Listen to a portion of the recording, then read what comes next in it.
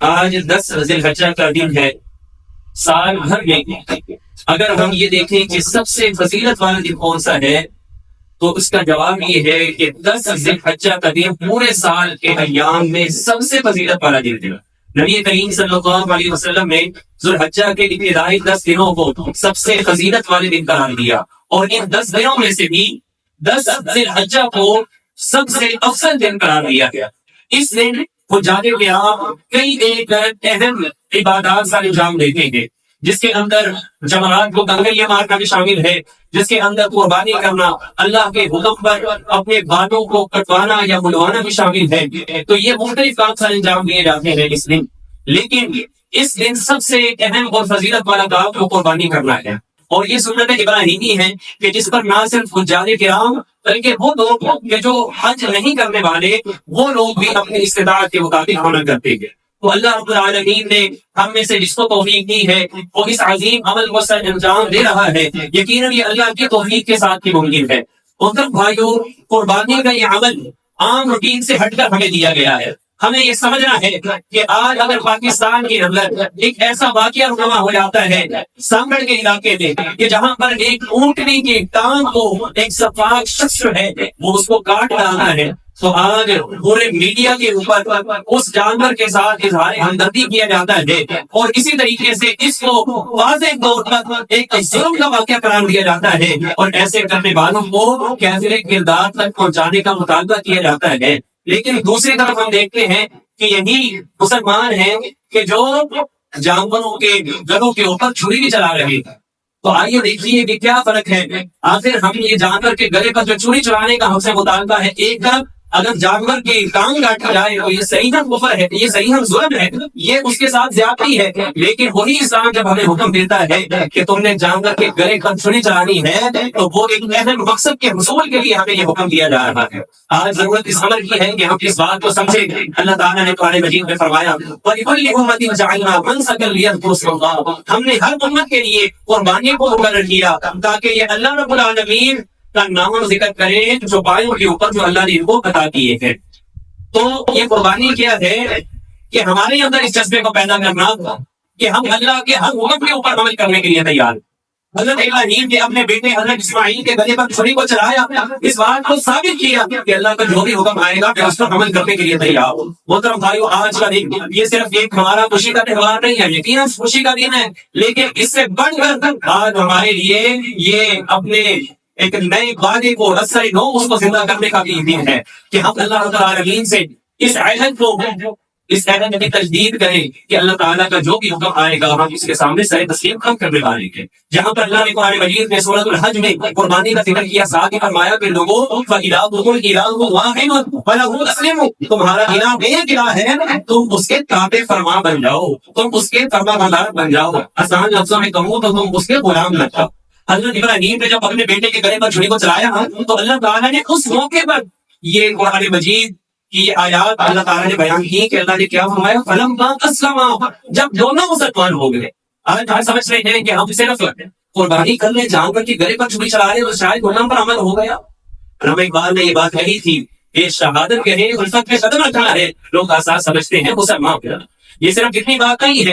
اور کہنے والے کی یہ بات سچ ثابت ہو رہی ہے کہ رکھ گئی رسم ادا مجھے بیانی نہ رہی، فلسفہ رہ گیا تلقین غزالی نہ رہی، مسجد مسیح افغان ہے کہ نمازی نہ رہے، وہ ذابین اوصاف حجازی نہ رہے۔ یوں تو سید بھی ہو، مرزا بھی ہو، افغان بھی ہو، تم سبھی کچھ ہو، بتاؤ لوگ مسلمان کا۔ تو یاد رکھیے محترم بھائیوں، مسلمان ہونا یہ بڑی ہی اہمیت کی بات ہے۔ دیکھیے اللہ رب العالمین کی غلامی میں اگر انسان آ جائے تو اس سے بڑھ کر کوئی فضیلت کی بات نہیں ہے۔ دنیا میں رہتے ہوئے یا تو انسان اپنے نفس کا غلام ہوتا ہے، یا انسان کا تعلق جن لوگوں کے ساتھ ہوتا ہے جن کے ساتھ اس کا واسطہ پڑتا ہے، اس کے گھر کے لوگ یا پھر اس کی سوسائٹی کے لوگ، انسان ان کا غلام بن جائے۔ اللہ تعالیٰ یہ چاہتے ہیں کہ انسان جو ہے، جو اشرف المخلوقات ہے، وہ اپنے جیسے انسانوں کا نہیں بلکہ وہ میرا غلام ہے۔ اور اسی بات کا اللہ تعالیٰ نے ہمیں حکم دیا ہے کہ اللہ اس کے رسول کی اطاعت کا ہمیں حکم دیا گیا۔ تو آج ہم اس عہد کی تجدید کریں کہ اللہ کا جو بھی حکم ہوگا ہم اس کے سامنے سر تسلیم خط کرنے والے ہیں۔ چاہے اللہ رب العالمین ہمیں حکم دے کہ تم نے جو ہے حرام مال نہیں کمانا، چاہے مجھے کتنا ہی پروفٹ کیوں نہ ہو کسی کاروبار کے اندر، میں حرام مال کے اندر شامل نہیں ہوگا۔ میں آج قربانی کر رہا ہوں، اللہ کے حکم کے اوپر عمل کر رہا ہوں، تو میں نے یہ بھی دیکھنا ہے کہ جو اللہ کے احکام ہے وراثت کے حوالے سے، کہیں میں نے کوئی بیٹی کا، کسی بہن کا اور ماں کا اس کے حق کے اوپر وراثت میں قبضہ تو نہیں کیا ہو، کیا میری قربانی اس اعتبار سے قبول ہو جائے گی اگر میں یہ کام کرتا؟ اسی طریقے سے اللہ تعالیٰ نے جہاں پر قربانی کا حکم دیا، فصل نہیں دیا، روکنے کا اس سے پہلے حکم دیا کہ پیغمبر آپ نماز پڑھیے اور قربانی کی،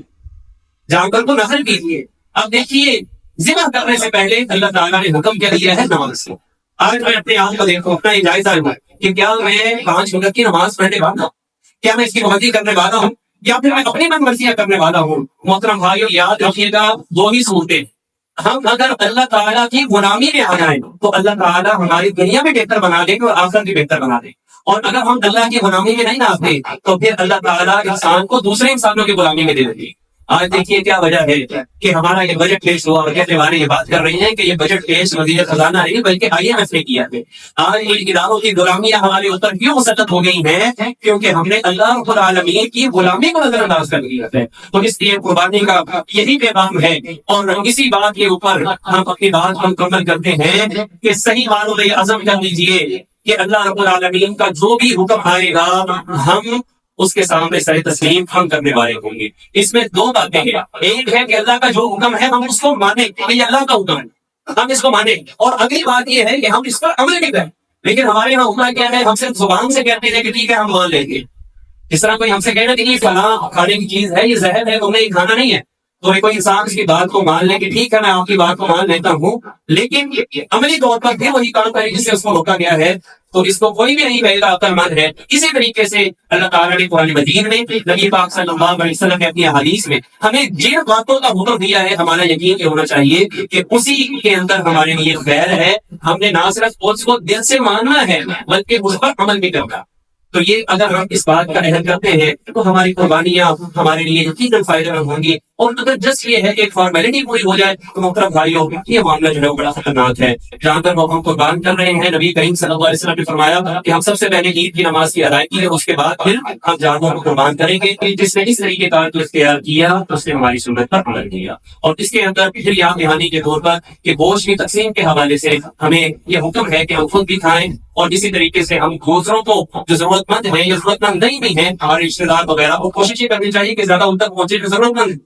ان کو کھلانا، اور کسی کی طرح جو ہے وہ اس گوشت کو ذخیرہ بھی کیا جا سکتا ہے، لیکن ساری کا سارا انسان کا خود کو کھا لینا یہ قربانی کا جو مقصد ہے وہ فوت ہو جاتا ہے۔ اور اس کے ساتھ ساتھ محترم بھائیوں یہ جو ایام گزر رہے ہیں نا، یہ 9 ذی الحجہ سے لے کر 13 ذی الحجہ تک، ان ایام میں ہمیں کثرت کے ساتھ بلند آواز سے تکبیرات پڑھنی، اور اس سے پتہ چل جائے گا قرآن مجید کا حکم ہے وَلِتُكَبِّرُوا اللَّهَ عَلَىٰ مَا هَدَاكُمْ، تم اللہ کی بڑائی کو بیان کرو، اللہ اکبر اللہ اکبر لا الہ الا اللہ واللہ اکبر اللہ اکبر لا الہ۔ ہم ان کلمات کو کتنا پڑھتے ہیں بلند آوازوں سے، گھر کے اندر ہو، آپ جانور بھی اگر ذبح کر رہے ہیں اس کے گوشت کے اندر مصروف ہے تو آپ تکبیر پڑھ سکتے ہیں، زبان کے اوپر کوئی جو ہے تو رکاوٹ نہیں ہے، اس موقع پر بھی ہم اس کو پڑھیں۔ بازار کے اندر ہے، کہیں پر بھی ہے، وہ گن 4 یہ 5 دن بن جاتے ہیں جن کے اندر ہم کثرت کے ساتھ اللہ کی بڑائی جو ہے اس کو بلند کریں جہاں پر بھی ہم ہو۔ اور اسی طریقے سے ہم عید کی نماز ہم نے ادا کی ہے، صحابہ کرام سے اس موقع کے اوپر ایک دوسرے کو مبارکباد کے الفاظ ملتے ہیں، وہ الفاظ یہ ہے تقبل اللہ منا ومنکم، اللہ تعالیٰ ہمارے بھی نیک اعمال کو قبول فرمائے اور اللہ آپ کے بھی نیک اعمال کو قبول فرمائے۔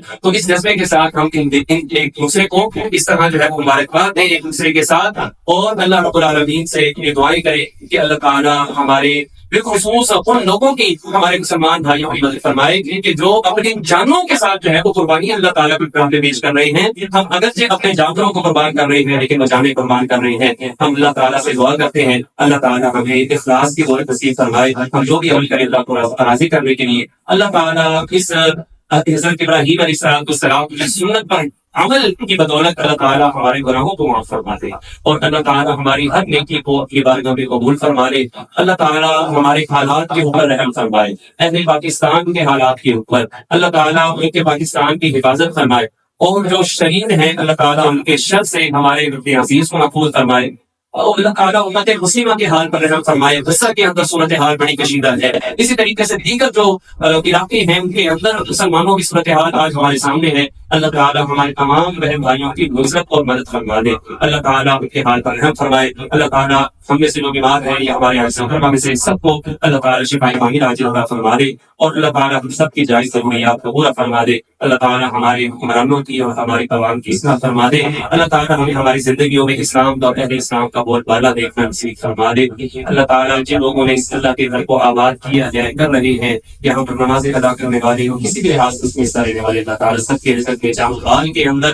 وقت کے اندر برکت عطا فرما دے۔ اللہ تعالیٰ ہمیں نبی کریم صلی اللہ علیہ وسلم سے صحیح معنوں میں سچی اور کھری محبت رکھنے کی توفیق عطا فرما دے، اور آپ صلی اللہ علیہ وسلم کی ایسی محبت ہو کہ قیامت کا دن ہو آپ کے ہاتھ سے اللہ تعالیٰ ہمیں جامع کوثر نصیب فرما دے، اور اللہ تعالیٰ آپ صلی اللہ علیہ وسلم کی شفاعت ہم سب کو اس کا مستحق بنا دے، اور اللہ تعالیٰ آپ کی امامت اور رفاقت میں جنت میں ہم سب کو داخلہ عطا فرما دے، اور اللہ تعالیٰ ہمیں اپنا دیدار بھی عطا فرما دے۔ نبی کریم صلی اللہ علیہ وسلم اور صحابہ کرام کا، آپ کے اہل بیت کا ساتھ ہی عطا فرما دے، جو مانگ لیے اللہ تعالیٰ فرما دے، جو نہیں مقصد کے لکھان کی عطا فرما دے۔ ربنا تقبل منا انك انت السميع العليم وتب علينا انك انت التواب الرحيم، وصلى الله على نبيه محمد وعلى آله وأصحابه أجمعين برحمتك يا أرحم الراحمين۔